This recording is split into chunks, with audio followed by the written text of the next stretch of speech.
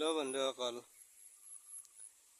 আজি কেইদিনমান আগত আমাৰ হিন্দু মুছলিমৰ যেনে বিশেষকৈ আপোনাৰ মুছলমানসকলক লৈ ঈদক লৈ গো মাংসক লৈ ইমান উত্তাপ চলি আছিল।